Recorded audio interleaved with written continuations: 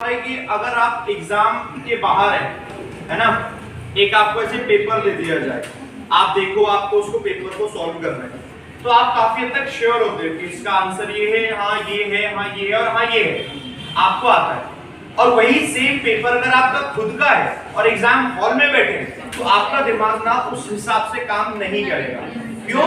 क्योंकि आपने मेंटली एक प्रेशर ले लिया कि यार मेरा है, गलत हो गया तो क्या होगा, एक ही चांस है तो क्या होगा। आता आपको, बट थोड़ा अपने आप को आपको खुद को ढालना पड़ेगा, कुछ और नहीं। जब आप प्रैक्टिस करते हैं अपने आप को ढालो कि जो आ रहा है मैं अच्छे से करूंगा, जैसा आप घर पे कर रहे हैं सेम ऐसे आपको वहां करना है। अगर आप ऐसे करके प्रेशर ले लोगे तो बेकार हो जाएगा। कोई भी क्रिकेटर है, कितनी प्रैक्टिस कर लेता हो, कितनी ज्यादा प्रैक्टिस कर लेता। अब अगर वहां प्रैक्टिस करें तो वहां पहुंचे कि नहीं आज तो मैच है, आज अगर बेकार, ऐसा नहीं, एकदम काम होकर खेलते हो, बिल्कुल शांत होगा वरना बेकार होगा। तो बस एक छोटी पॉइंट है sir. One more thing sir, वो गैप में बहुत ज्यादा दिक्कत आ रही है सर, वो कितना भी याद करो होता ही नहीं। अच्छा, वो गैप के साथ एक सवाल और, वो गैप की प्रॉब्लम है? Yes sir. रीडिंग कॉम्प्रिहेंशन की भी होगी थोड़ी? Yes sir. रीडिंग हो जाती है? Yes sir. तो एक बात बताओ, जब आप रीडिंग कर लेते हो तो उसका मतलब समझ में आता है, वो गैप के बिना कैसे आ जाता है? सर जैसे वो कैप के फिलर वाले क्वेश्चन आते हैं उसमें दिक्कत होती है।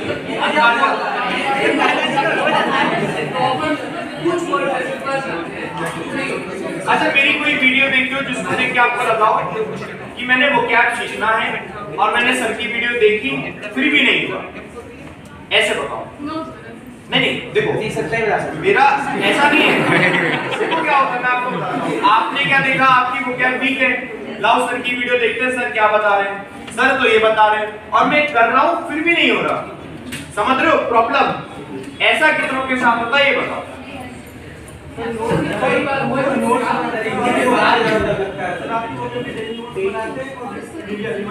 मैं एक बहुत सिंपल तरीका बताऊं, 7 दिन करके देखो, 7 दिन के बाद जो रिजल्ट आए ना, मैं सुबह एडिटोरियल पढ़ाता हूं, उसके नीचे कमेंट करके बस 3 बार 4 बार 5 बार जितनी बार मानो लिख के करना। बस 7 दिन एक काम करना, प्रीवियस ईयर पेपर जितने भी आपके पास हो, मॉक पेपर हो, जितनी भी इंस्टीट्यूशन की टेस्ट सीरीज हो, सब एक साथ उठा लो।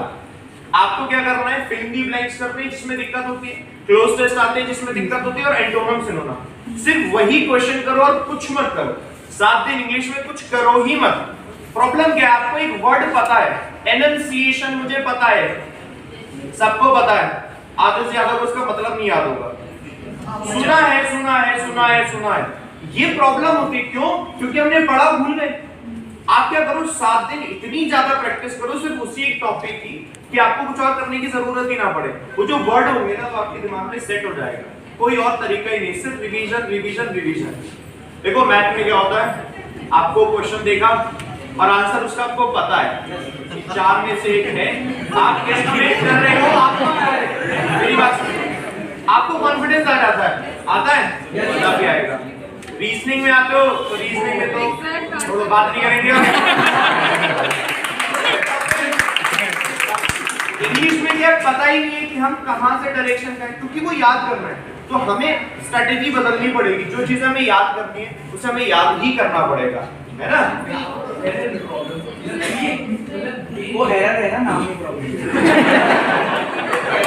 अच्छा एक बात, एक कितने लोग ऐसे हैं जो हिंदी मीडियम से, ठीक है, और इनको लगता है हिंदी मीडियम से इस वजह से इंग्लिश अच्छी नहीं है?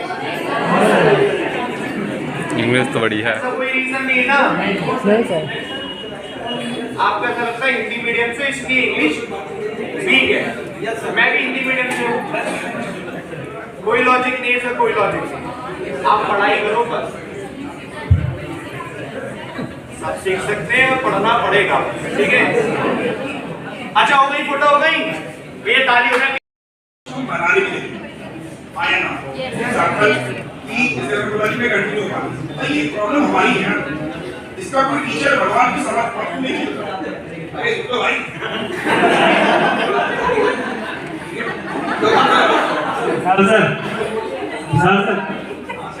सर एक क्वेश्चन। हाँ अरे मैं जवाब दे दूंगा।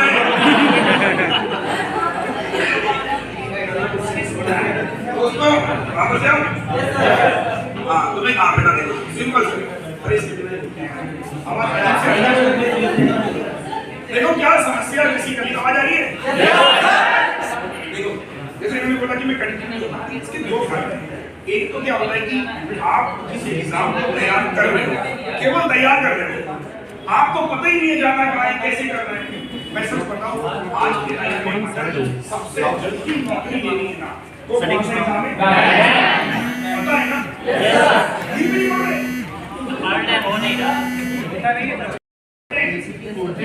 तुम तो फिर भी कुछ नसीब हो, उन एसएससी वालों से पूछो यार। सर मुझे याद है मैंने एसएससी का कितना बुरा हाल है समय पे, मैं वो नहीं करता। आज एग्जाम हुआ, एक मेरा खुद का वो जानकार में बंदा है, उसका एसएससी क्लियर हो गया, अभी तक उसकी ज्वाइनिंग नहीं है और वो बैंक की दूसरी नौकरी ले चुका है। क्योंकि समझो हमें, मतलब मेरा ऐसा मानना है, आप आज सारे के सारे बच्चे कर जाए, आप एक अपना गोल खुद से बनाइए। देखो कंपटीशन खुद से है यार, दूसरे से नहीं। अच्छा मैं 90 करोड़, तुम्हें क्या मतलब, तुम्हें क्या मतलब? आपका कंपटीशन खुद से होना चाहिए। आपने बोला मेरा अर्थमेटिक नहीं हो रहा, मैं कंटिन्यू नहीं हो पा रहा हूँ, मैं डिजाइन नहीं बना पा रहा हूँ। अरे जब तुम नहीं बना पा रहे हो तब तैयारी कर रहे हो। जब तुम्हें सब आता तुम यहाँ होते। मतलब प्रॉब्लम भी तुम्हारी, समाधान भी तुम्हारा, फिर भी पूछ रहे हो क्या करो। सिंपल है, अपने आप को फोकस रखना है। जैसे जैसे हम लोग का एक शेड्यूल होता है ना कि सुबह नाश्ता करेंगे, दिन में खाना खाएंगे, होता है, होता है भी। आपको ये मत कहना कि मैं डाइटिंग पे हूँ। एक शेड्यूल होता है ना, तो भाई पढ़ने का भी करो। दूसरा कुछ लोग एक सवाल पूछते हैं, मैंने जवाब दे दिया, सर कितने घंटे पढ़े, है ना, कितने घंटे पढ़े। अच्छा एक बात बताओ, मैं आज पढ़ने बैठा, मुझे मजा ही नहीं, घंटे क्या कर लेंगे। आज हम बात कर रहे हैं और हमें मजा ही नहीं आ रहा, तो हम टाइम देखेंगे ना, तो हम टाइम देखेंगे, मजा नहीं आ रहा। आप मजा देखो, एक कॉमन सेंस की बात है, कुछ करोगे अच्छा तो मजा कहाँ से आएगा? मूवी चला देना नेटफ्लिक्स पर, बहुत मजा आएगा। तो मेरा पॉइंट सीधा सीधा यही है, आप एक बनाओ शेड्यूल, उसको फॉलो करो, उस पर अडिग रहो, आप क्लियर रहो मुझे निकालना है। और सिंपल अपने घर वाले के बारे में हम लोग बोलते हैं, जो SBI PO, IBPS PO, they are the source of motivation. आपके माँ बाप यार छोड़ो सब दुनिया, अगर नहीं हो रहा ना कि घर वालों से नहीं हो रहा, बस थोड़ी बात कर लो, अपने आप पता लगा कि नहीं हो रहा, फिर मोटिवेशन गुस्सा है। सही है, तो देखो अगर आप कंटिन्यू हो पा रहे इसमें यार कोई कुछ नहीं कर पाएगा। ठीक है, आप कोई समाधान निकालना इसका।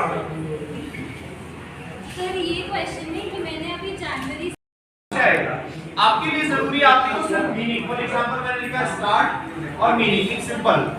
तो जब आपके सामने खुलकर आएगा, देखो किसने लिखा है स्टार्ट, मैं बताऊं पहला लिखा है वर्ब, दूसरा लिखा है नाउन, खत्म।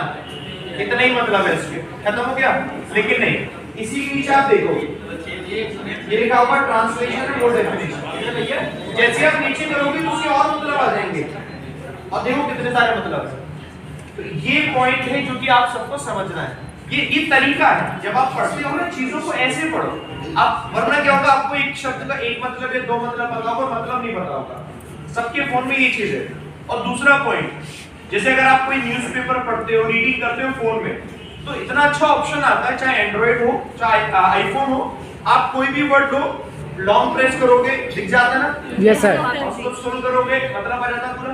Yes sir. बस यही करना है, और जो मतलब करना है उसको ऑल डेफिनेशन जरूर करना, ठीक है, क्योंकि ऑल डेफिनेशन से ही सारे के सारे मतलब मालूम पड़ेंगे। और कुछ नहीं करना है, ये आप काम प्रैक्टिस करके देखो 15 से 20 दिन, हर वर्ड का आपको मतलब होगा और आप ज्यादा कॉन्फिडेंट होगे। वरना होता क्या, जैसे एक वर्ड के दो मतलब तो पता चल गए, आपने किया, अब कोई आप टेस्ट लगा रहे हो उसमें तीसरा मतलब था, लेकिन आपको पहले वाला पता था, आपने लगा दिया वो गलत हो गया। और जब एग्जाम में आता तो आप कॉन्फिडेंट नहीं होते, क्या समझ में नहीं आता कि जो किया वो सही है कि नहीं, क्योंकि एक बार गलत हो गया था। तो एक बार ऐसे करना है, और ये सोच के अभी हमें समझने कि सर तो बहुत लंबा प्रोसेस है, वो ऐसा नहीं है, मेहनत तो करनी पड़ेगी। कोई और अगर आपसे आगे है तो आपको उससे आगे आना है, तो आपको मेहनत करनी पड़ेगी।